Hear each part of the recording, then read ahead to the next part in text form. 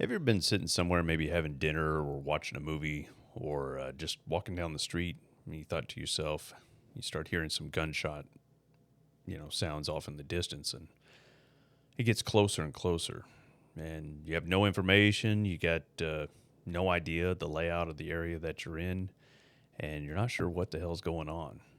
And and the question I want to leave you with for just a moment is, what do you do when something's going wrong, but you don't know what exactly is happening?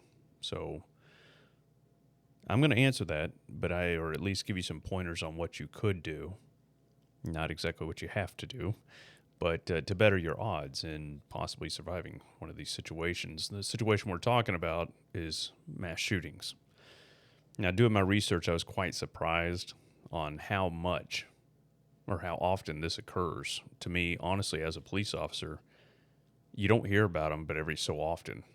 Let me define what mass shooting is, or it's where four or more victims happen in one location, and it's either four or more victims are injured or killed. And this does not include the suspect. So that's your definition. As far as how often this happens is insane. In the last 72 hours, and this is as of January 24th, 2026, there has been mass shootings in over 24 states of the lower 48, and approximately 45 people killed and 86 people injured. Now, the numbers are going to finalize whenever the reports are updated. This isn't an isolated thing like you would think. It's not a city or a state or whatever. Like, you expect this kind of stuff in Chicago, right? Because there's a bunch of gang violence. But locations are on the street, parking lots. These are house parties, block parties, bars and clubs, churches, schools, funerals, and weddings. These are locations that normally you would feel safe in, right? But at any time, these events can happen. And it got me thinking, what information can I supply? I know how police officers react to these things, and that would be a good thing for the public to know. So it's important to understand also that even as a bystander, having dinner with a friend or out to the movies on a date, you may not be the intended target, but you can become a target depending on who this person's going for. If it's just mass casualty, you just got to think about these things.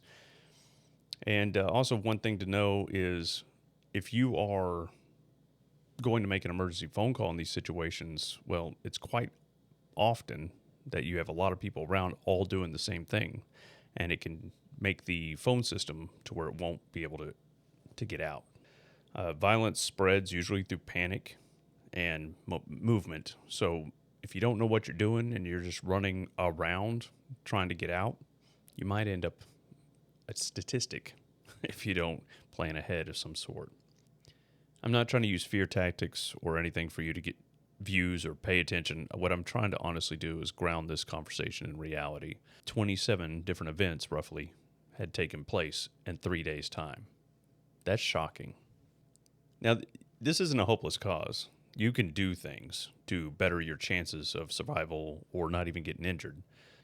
I think one of the main goals that I would go off firsthand is creating distance, and that doesn't happen by accident.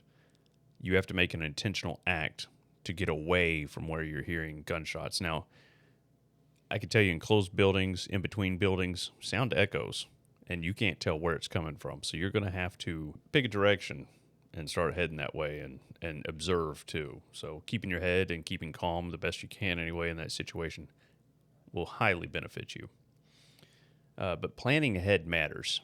I think that matters more than anything, and that goes back to my other video, situational awareness.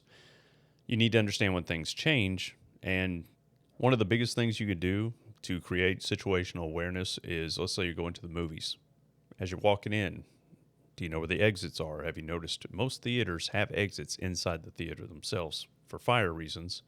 But if someone starts shooting and you can make it to one, that's a lot easier than running out the main exit where you know everybody else is going to head because that's where they came from. That's the way people work.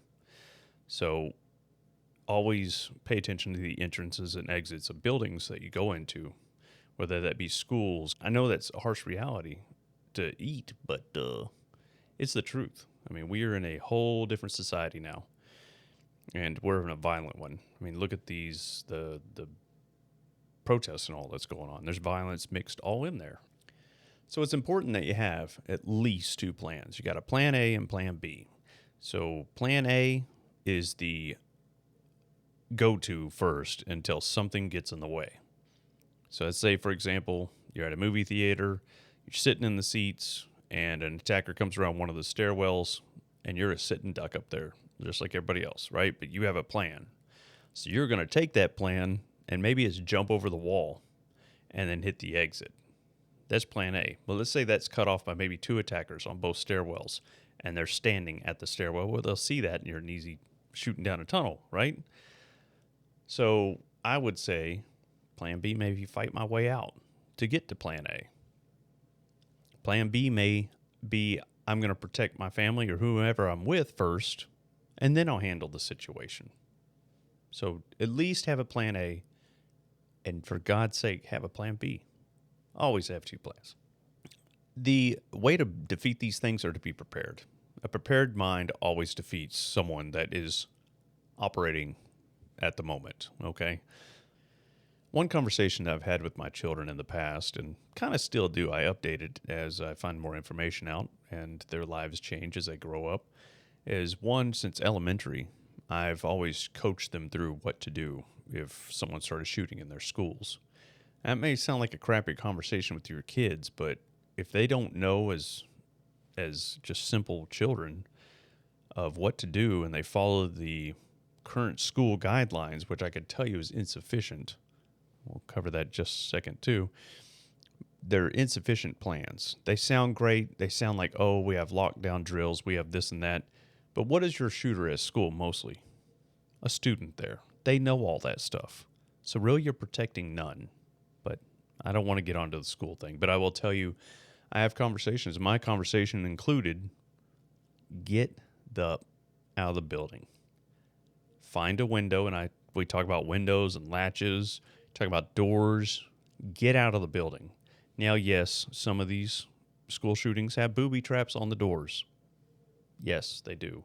But the likelihood of that getting you may be less than just sitting there in a room crowded up like fish in a barrel.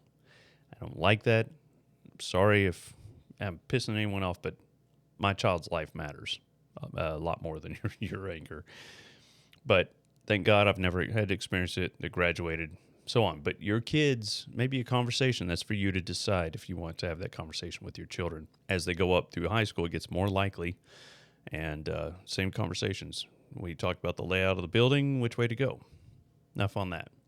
But also think about it yourself at work. If you live in a job that someone just decides, today's the day I'm going to flip out.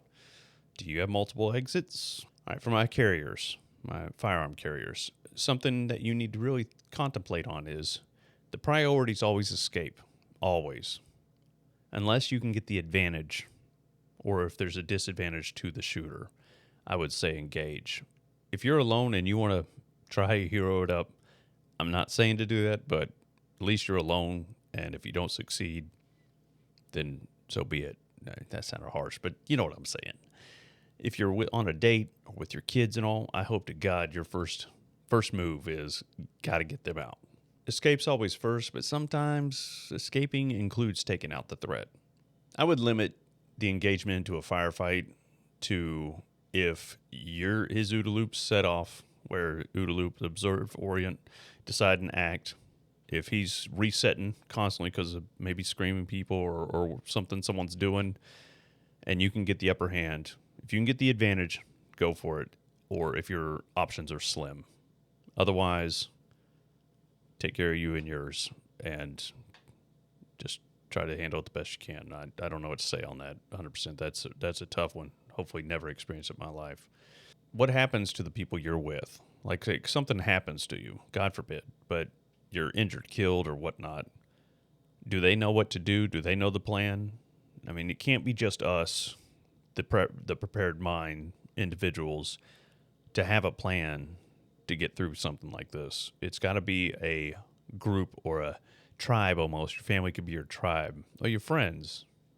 You got to have a plan for everybody, and they got to understand it. It's important to understand that once the shooting stops, that it's not over. There's going to be officers coming left and right, and you need to tend to the injured if possible, if you have training, or even if someone may need some minor care. You got to control those and calm them around you. You need to stay alert and always the police mentality: when there's one, there's two. It's the same with the plan. If you got two, you got one. Okay. But if there's one shooter or one attacker, there may be two. You always need to keep your eyes peeled and ears to pay attention that there may be a second attacker that you are not aware of yet. Now, I've never responded one of these calls, and I hope to never have to. But with that, whenever officers are responding to active shooters, what we refer to it as mass shooting, whatever, our mentality, my mentality is going to be, I'm going to end that threat. That's it. And a plainclothes individual with a gun, such as yourself, if you tend to carry firearms, you're going to be looked at as a threat. I'm walking into this confusing, people screaming, people moving left and right, and I see a guy with a gun. I don't know what's going on. Now, am I going to blankly shoot? No. But it is something to think about. Don't be having that gun out. If the threat's down, holster up, do whatever. Just make yourself the smallest threat you can. And if possible, if the phone lines have opened and you can call the police, call them. Give them your name. Give them your description. Give them where you're at. Hey, I am armed. I'm in this area. I'm a friendly. Please, God, don't shoot me when you get here. All right? Things like that will help you out tremendously. Now, with the chaos, officers may not all get the information you have, and so they're maybe a little quick to shoot. Just keep that stuff in mind. Maybe your butt in the future. Another thing you can do, huge help, is if you get a hold of police, give them a description of the suspect, last known location, what weapons are involved, such as long rifle, pistol, knife, whatever weapons yielding, and the number of attackers if known. This will be a huge help to police that are responding. What do I do after the police start showing up? Well, I can tell you that first and foremost, you need to comply with any orders given to you immediately, without hesitation, and do not argue with them or try to explain the scene. Just, if you have your gun, drop it. Separate yourself from your weapon. This is a high stress response. In their mind, it is attack. They are on the attack. To my brothers and sisters in blue, if you're off duty and whatever, and you're enjoying life and one of this kickoff, I'm not going to preach to you. It's same rules apply. Don't worry about holding up an ID or a badge, because there's no guarantee that that's the first thing they're going to see. So be careful. Ground that weapon. Comply. You can announce with our codes that we use all the time, or the tactics we use. Please don't look at preparedness as paranoia. It's not near the same. Planning ahead prevents panic decisions. You don't want to make these choices in the heat of the moment. Protect yourself after you've protected those that are with you. It's just the same as the airplane. Put the oxygen mask on yourself and then on the others so you can stay conscious. So take care of those with you, then take care of yourself with the problem. But I want you guys to stay alert, safe, and prepared. And as always, thank you for hanging out with me in the Hideout. Check out my other videos, and I hope you enjoyed this one. Y'all take care and God bless.